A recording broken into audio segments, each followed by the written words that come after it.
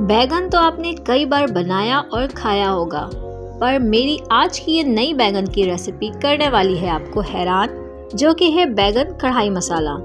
आप यकीन करें, इस रेसिपी से बैगन बनेंगे इतने लजीज और मज़ेदार कि आप चिकन और बीफ कढ़ाई भूल जाएंगे और घर वाले तो इसके दीवाने हो जाएंगे और बार बार आपसे इसी रेसिपी की फरमाइश करेंगे। तो अगर आप अपनी फैमिली को अपनी कुकिंग से इम्प्रेस करना चाहते हैं तो मेरी ये रेसिपी आपके बहुत काम आने वाली है।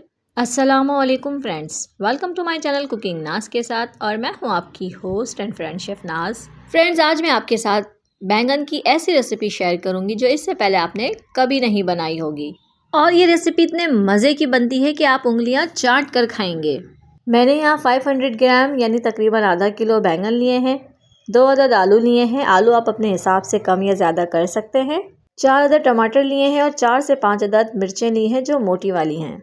फ्रेंड्स, सबसे इम्पॉर्टेंट बात कि इसकी कटिंग कैसी होनी चाहिए, हम यहाँ जूलियन में करेंगे। आप यकीन करें, सिर्फ खाने में ही नहीं, देखने में भी ये सब्ज़ी बहुत ज़बरदस्त लगेगी। यहाँ जो मैंने बैंगन लिया है ये बिल्कुल फ्रेश है, आपको देख के ही फील हो रहा होगा कितने ज़बरदस्त बैंगन है ये।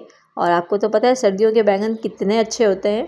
तो बस आप भी फटाफट से बैंगन लेकर आएँ और ये रेसिपी ट्राई करें, यकीन करें आपको मज़ा आ जाएगा। अच्छा, हमने यहाँ पे बैंगन का छिलका नहीं उतारना है, छिलके समेत इसे काटना है, क्योंकि छिलका उतार देने से फ़ौरन से ये मैश हो जाएंगे। अब मैं आपको बताऊं कि आलू की कटिंग कैसी करनी है। आलू को हमने फ्राइज़ जैसी कटिंग करनी है, जिस तरह हम फिंगर फ्राइज़ कटिंग करते हैं, बिल्कुल सेम आपने वैसे ही कटिंग करनी है। फ्रेंड्स, बहुत से बच्चे जो हैं वो बैंगन खाना पसंद नहीं करते हैं, तो जब आप इस तरह से आलू काट कर उसमें शामिल करेंगे ना, तो बच्चे ज़रा अट्रैक्ट होंगे और बच्चे खाएंगे इसे। आपको आलू पसंद नहीं है तो आप इसे स्किप भी कर सकते हैं, और अगर क्वांटिटी आपको ज़्यादा करनी है तो आप वो भी कर सकते हैं। तो आलू को भी हमने इस तरह से काट लेना है, सारे आलू को, और दोनों चीज़ों को हमने पानी में डाल देना है, ऐसे नहीं छोड़ना है, वरना बैंगन जो हैं और आलू फ़ौरन से काले हो जाएंगे।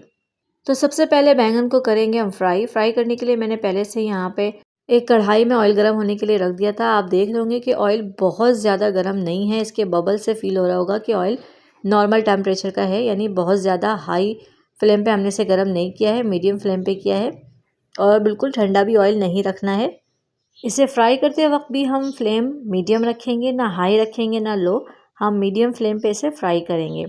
हमने इसे बहुत ज़्यादा क्रिस्पी फ्राई नहीं करना है, बस गोल्डन होने तक फ्राई करना है, उसके बाद हम इसे निकाल लेंगे। फ्राई होते हुए बैंगन जो है वो तकरीबन 80 to 90% पक जाएंगे, इसलिए हमें इसे ज़्यादा पकाना नहीं पड़ेगा। बट फ्राई करने से इसका जो जायका है, आप यकीन करें, वो इतना ज़बरदस्त हो जाएगा कि आपको मज़ा आ जाएगा। तो देखें, गोल्डन सा कलर आ चुका है, तो अब हम इसे निकाल लेंगे। मज़ीद इसे फ्राई नहीं करेंगे वरना ये जल जाएंगे। इसे निकाल कर किसी भी स्ट्रेनर में अच्छी तरह से स्ट्रेन कर लें ताकि इसका ऑयल अच्छी तरह से निकल जाए। तो अब हम इसी ऑयल में आलू को फ्राई करेंगे जो हमने कटिंग करके रखे हैं। यहाँ भी हमने फ्लेम मीडियम ही रखना है, मीडियम फ्लेम पे से फ्राई करेंगे, और इसे भी हमने क्रिस्पी नहीं करना है, हल्का सा गोल्डन कलर आने तक इसे फ्राई करेंगे, उसके बाद इसे निकाल लेंगे। फ्राई करने से इसके ऊपर जो एक लेयर आ जाती है, जो एक कोट आ जाएगा, उसकी वजह से ये फ़ौरन से टूटते नहीं हैं, और सब्ज़ी में एक बहुत ही ज़बरदस्त एक फ्लेवर आ जाता है जो बहुत ही अच्छा लगता है हमें खाने में। तो देखें, आलू पे कितना खूबसूरत सा गोल्डन कलर आ गया है। अब हम इसे भी निकाल लेंगे, मज़ीद फ्राई नहीं करेंगे वरना ये डार्क हो जाएंगे और हमारी जो सब्ज़ी है फिर वो इतनी अच्छी नहीं बनेगी। तो हमें फ्राई करते वक्त इन बातों का लाजमी ख्याल रखना है।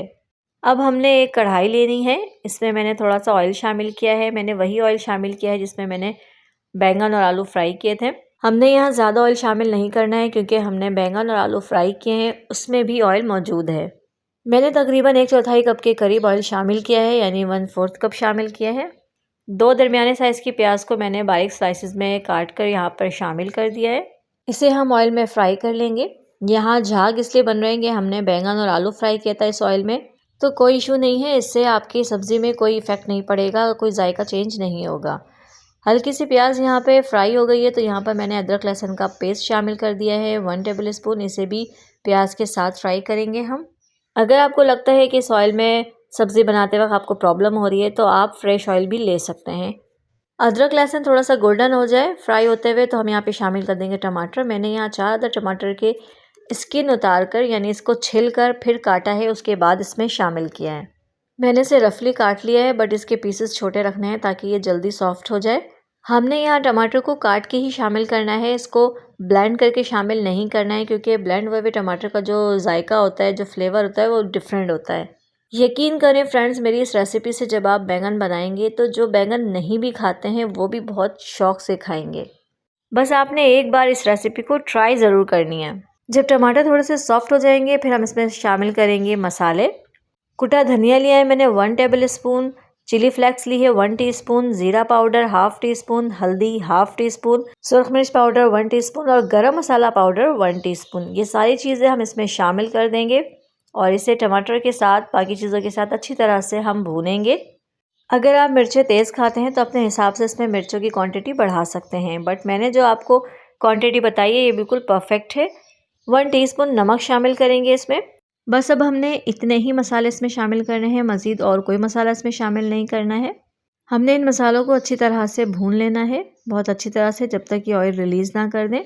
मसाला भूनते हुए स्पैचुला की मदद से हल्का हल्का सा टमाटर को इस तरह से प्रेस कर दें ताकि टमाटर जो है वो सॉफ्ट हो जाए, मैश हो जाए।